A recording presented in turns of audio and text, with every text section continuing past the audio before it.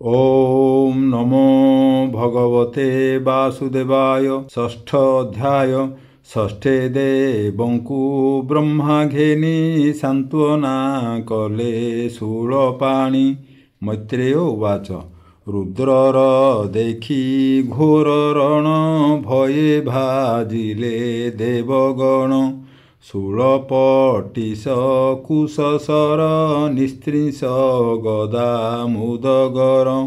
ए शस्त्र बड़ी सर्वअंगे भये भाजिले दश दिगे।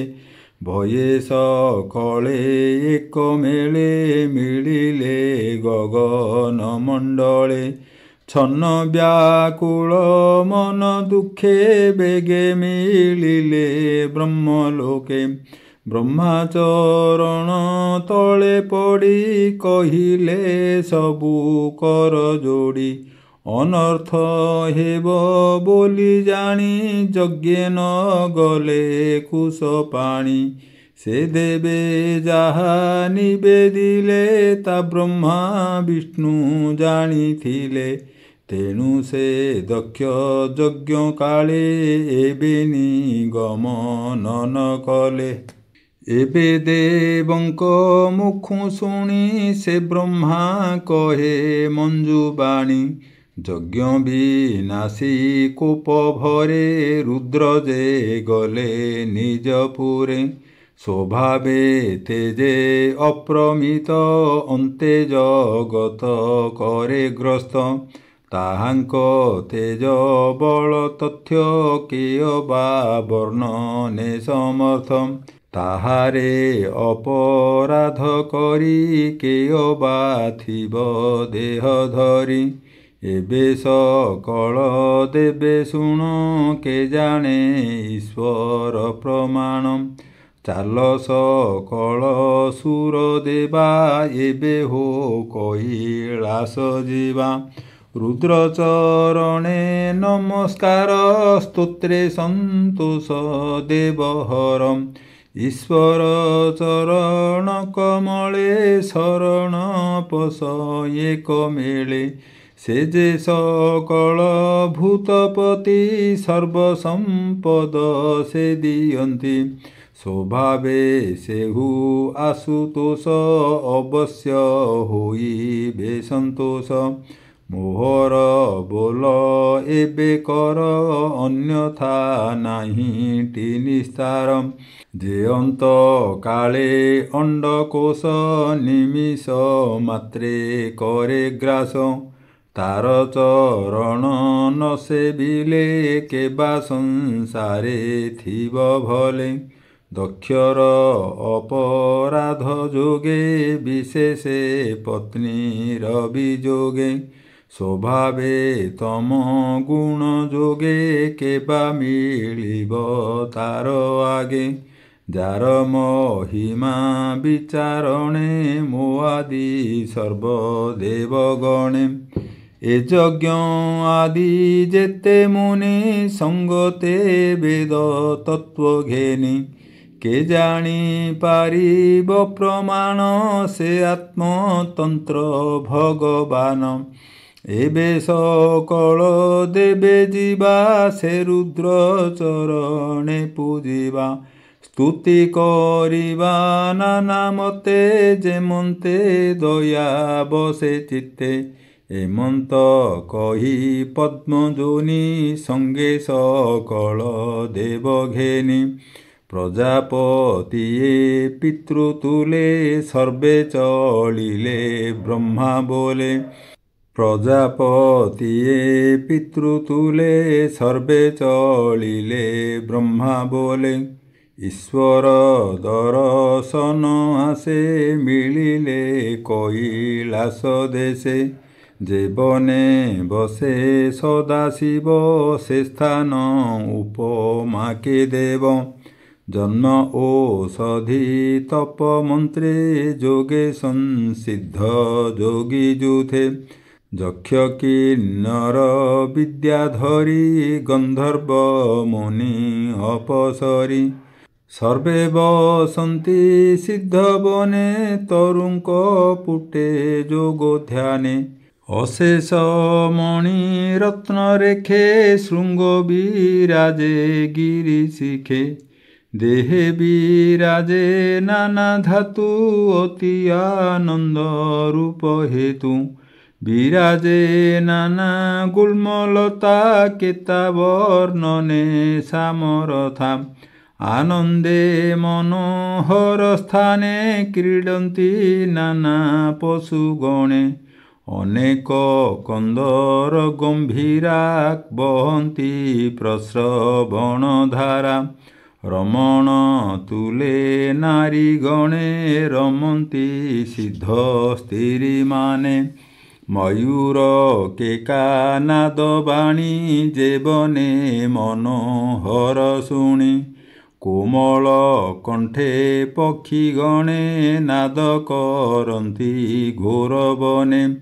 ବସନ୍ତି କଳ୍ପଦ୍ରୁମପନ୍ତି କିୟ ବା ପକ୍ଷୀଙ୍କି ଡାକନ୍ତି ମତ ମାତଙ୍ଗ ଛଳେ ଚଳେ ଗର୍ଜଇ କ୍ଷୁଦ୍ର ନଦୀ ଜଳେ ମନ୍ଦାର ପାରିଜାତ ଦ୍ରୁମ ସରଳ କୋବିଦାର ବନ ତମାଳ ଶାଳ ତାଳ ବନ ଆବର ଅସନ ଅର୍ଜୁନ ଚୁତକ ଦମ୍ବ ନାଗେଶ୍ୱର ପୁନ୍ନାଗ ଚମ୍ପା କରବୀର ପାଟଳୀ ଅଶୋକ ଅନେକ ବକୁଳ କୁନ୍ଦ କୁରୁବକ ସୁନାରୀ ଶତପତ୍ର ଜାତି ମଲ୍ଲିକା ମାଧବୀ ଯେଜୁଥି ପନସ ଉଦୁମ୍ବର ପ୍ଲକ୍ଷ ବଟ ଅଶ୍ୱତ୍ଥ ହିଙ୍ଗୁ ବୃକ୍ଷ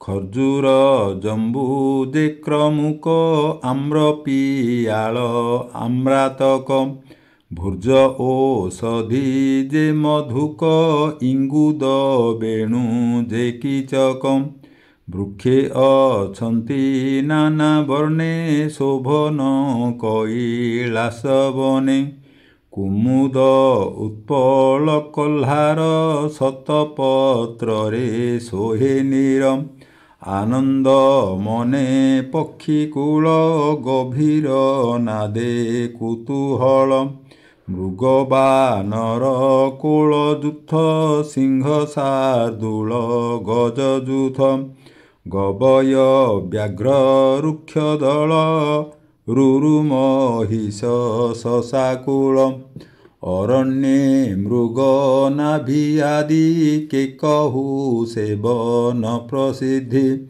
ସୁନ୍ଦର ଶୋହେ ରମ୍ଭାବନ ଦେଖନ୍ତେ ମୋହେ ପ୍ରାଣୀ ମନ ବହଇ ତହିଁ ନଦୀ ନନ୍ଦା ସତୀ ସ୍ନାନରେ ପୁଣ୍ୟଗନ୍ଧା ହେମନ୍ତ ବିଶ୍ୱନାଥ ବନେ ଦେଖି ସାନନ୍ଦ ଦେବଗଣେ ମନେ ବିସ୍ମୟ ପାଇ ବେଗେ ଦେବେ ଚାହାନ୍ତି ଦଶ ଦିଗେ ତାର ଉପର ପୁରେ ଯାଇ ଅଳକା ପୁରୀ କୂଅ ନାଇ ସୁଗନ୍ଧ ନାମେ ବନ ଜହିଁ ହେମ ପଙ୍କଜ ବିରାଜଇ ନନ୍ଦା ଅଳକା ନନ୍ଦା ନଦୀ ବହନ୍ତି ବାମ ଦକ୍ଷ ଭେଦି ବିଷ୍ଣୁ ଚରଣ ରଜ ଲାଗି ସେ ନଦୀ ଅତି ସୌଭାଗୀ ଯେ ନଦୀ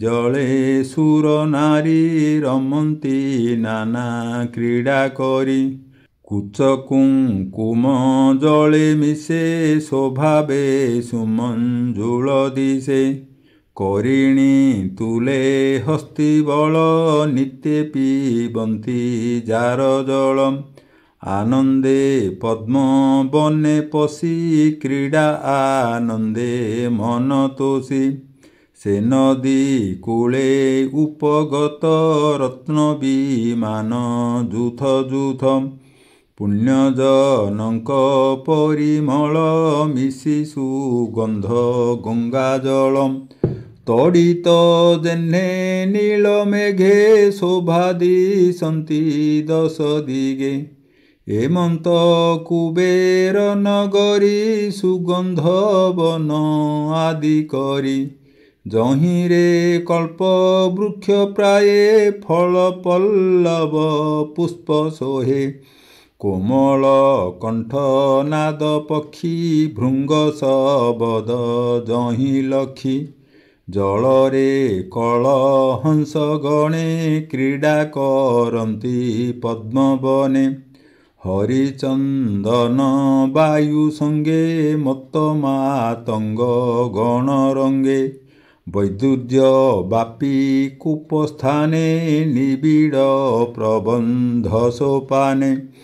ସ୍ୱଭାବେ ଉତ୍ପଳ ମାଳିନୀ ବିରାଜେ ଗନ୍ଧ ଗୁଣ ଘେନି। ସେବନେ ଦିନେ ବଟ ବୃକ୍ଷ ଜହିଁ କିନ୍ନର ଗଣ ରକ୍ଷ। ଶତ ଯୋଜନ ଉଚ୍ଚ ଶୋହେ ସୁନ୍ଦର ରୂପେ ଜନ ମୋହେ। ସେ ବୃକ୍ଷ ଛାୟା ଦେହେ ଲାଗି ପ୍ରାଣୀ ହୁଅନ୍ତି ସୌଭାଗୀ। ଏମନ୍ତେ ସର୍ବଦେବ ଗଣେ ମିଳିଲେ ମହାରୁଦ୍ର ସ୍ଥାନେ। ଦେଖିଲେ ବଟ ବୃକ୍ଷ ମୂଳେ ନିବିଡ଼ ଆସନେ ନିଶ୍ଚଳେ। କୋପରହିତ ଯମ ପ୍ରାୟ ବିଭୂତି ବିଲେପନ କାୟ। ସନକ ଆଦି ସିଦ୍ଧ ମୁନି ସଙ୍ଗେ ଅନେକ ଶିଷ୍ୟ ଘେନି। ଯକ୍ଷ ଗୁହ୍ୟକଙ୍କ ନାୟକ ଯେ ଭକ୍ତି ଯୋଗେ ଉପାସକ। ବିଦ୍ୟା ତପସ୍ୟା ଯୋଗ ଆଦି ସକଳେ ଖଟନ୍ତି ସବିଧି। ବିଶ୍ୱସୁହୃଦ ଯା ମହିମା ସର୍ବମଙ୍ଗଳ ଏକ ସୀମା। ତପସ୍ୟା ଅଭିମତ ଲିଙ୍ଗ ଯାର ଶରୀର ସିଦ୍ଧ ଅଙ୍ଗ। ଜଟା ଅଜିନ ଭସ୍ମ ଦଣ୍ଡ ଶିରେ ରଞ୍ଜିତ ଇନ୍ଦୁଖଣ୍ଡ। ସନ୍ଧ୍ୟା ସମୟେ ମେଘ ପ୍ରଭା ତେମନ୍ତ ତାଙ୍କ ଅଙ୍ଗ ଶୋଭା। କୁଶ ଆସନ ମଧ୍ୟେ ବସି ପରମ ବ୍ରହ୍ମ ପରକାଶୀ। ନାରଦ ମୁଖ ଚାହିଁ ଧୀରେ ବଚନ କହନ୍ତି ମଧୁରେ। ଦକ୍ଷିଣ ଜାନୁର ଉପରେ ବାମ ଚରଣ ସ୍ଥାପି ଧୀରେ। ବାମ ଜାନୁରେ ବାମ କର ଦକ୍ଷ କରରେ ଅକ୍ଷମାଳ। ସ୍ୱଭାବେ ତର୍କ ମୁଦ୍ରାଧାରୀ ଯେ ରୂପ ସଂସାର ସଂହାରୀ।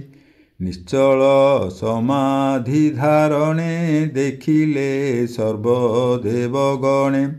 ସକଳ ଋଷି ସଙ୍ଗ ମେଳେ ଇନ୍ଦ୍ରାଦି ଦଶ ଦିଗପାଳେ। ବ୍ରହ୍ମା ସହିତେ ସର୍ବଜନ ଚାହିଁଲେ ରୁଦ୍ରଙ୍କ ବଦନ। ଜୟ ଶବଦ କରି ତୁଣ୍ଡେ ରୁଦ୍ର ଚରଣେ ନମି ମୁଣ୍ଡେ।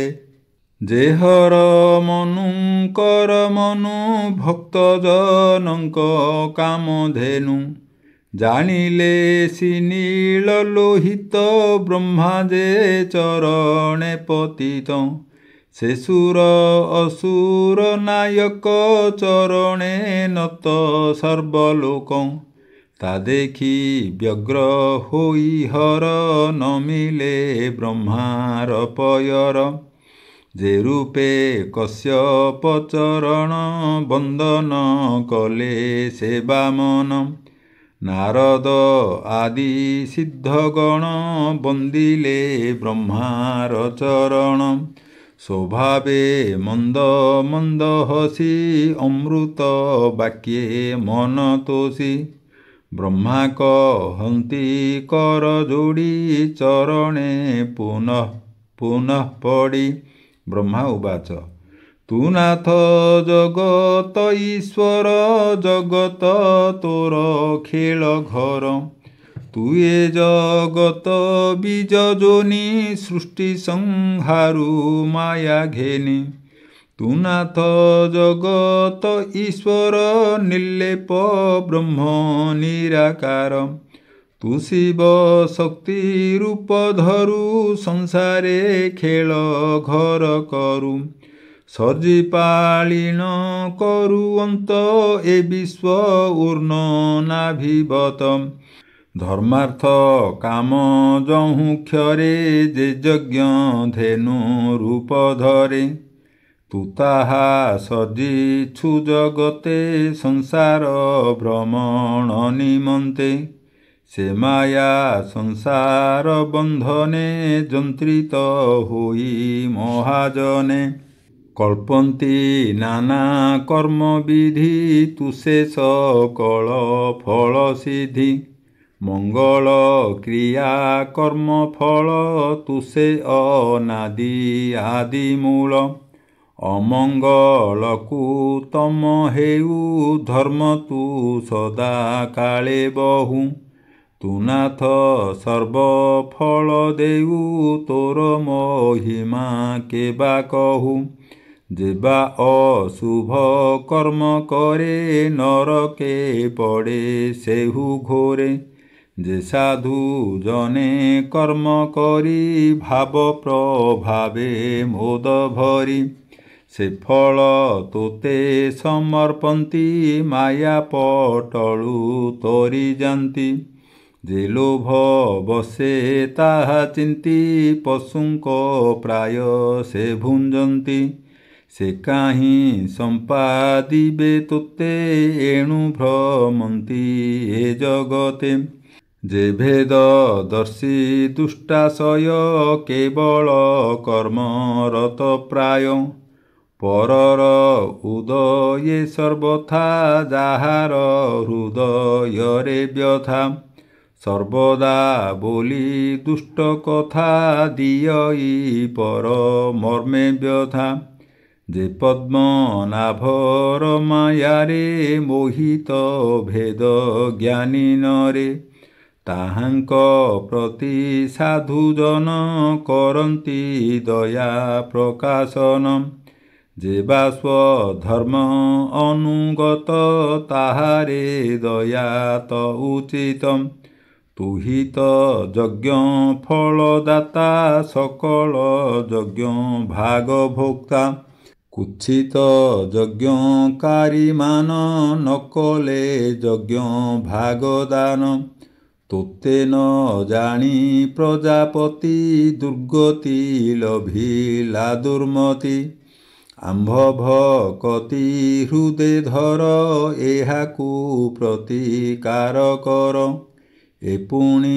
ଯଜ୍ଞଶାଳେ ମଲା ସଂସାରେ ଯଶ ତୋ ରହିଲା ଏବେ ମୋହର ବୋଲ କର ଏହାର ଯଜ୍ଞ ତୁ ଧର ଏ ଯଜ୍ଞେ ତୁ ଭାଗ ନ ଦେଲେ ଏଣୁ ଏ ଜୀବ ଥାଉଁ ମଲେ ଏହାଙ୍କୁ ଏ ଦଣ୍ଡ ଉଚିତ ଯେଣୁ ନିନ୍ଦିଲେ ବିଶ୍ୱନାଥ ଏବେ ତୁ ଏହାଙ୍କୁ ଜିଆଅ ଭଗକୁ ଚକ୍ଷୁ ଦାନ ଦିଅ ଭୃଗୁର ଦାଢ଼ି ଏବେ ରୋପ ପୁଷାର ଦନ୍ତ ପାଟି ସ୍ଥାପ ତୁ ସୈନ୍ୟ ଶସ୍ତ୍ର ବରଷଣେ ଭୟେ ଭାଜିଲେ ଦେବଗଣେ ତୋତ୍ରାସେ ଛିନ୍ନ ଭିନ୍ନ ହୋଇ ଭୁବନେ ନ ପାରିଲେ ରହି ଋତ୍ୱିଜ ଗଣ ସେହି ମତ ତାହାଙ୍କୁ ରଖ ବିଶ୍ୱନାଥ ଯଜ୍ଞେ ତୋ ରୁଦ୍ର ଭାଗ ଶେଷେ ସାଧିବା ମନ୍ତ୍ର ଉପଦେଶେ ହେ ରୁଦ୍ର ନିଜ ଭାଗ ପାଇ ଯଜ୍ଞ ସମ୍ପୂର୍ଣ୍ଣ କର ତୁହି ଏମନ୍ତ କହି ପଦ୍ମଯୋନି ନମିଲେ ଦେବଗଣ ଘେନି ସେ ରୁଦ୍ର ଚରଣ ପଙ୍କଜେ ବ୍ରାହ୍ମଣ ଜଗନ୍ନାଥ ଭଜେ ଇତି ଶ୍ରୀମଦ୍ଭାଗବତେ ମହାପୁରାଣେ ପାରମହଂସ୍ୟାଂ ସଂହିତାୟାଂ ଚତୁର୍ଥ ସ୍କନ୍ଧେ ରୁଦ୍ର ସାନ୍ତ୍ୱନଂ ନାମ ଷଷ୍ଠୋऽଧ୍ୟାୟः ଶ୍ରୀକୃଷ୍ଣଂ ସମର୍ପଣମସ୍ତୁ। ଓಂ ନମୋ ଭଗବତେ ବାସୁଦେବାୟ।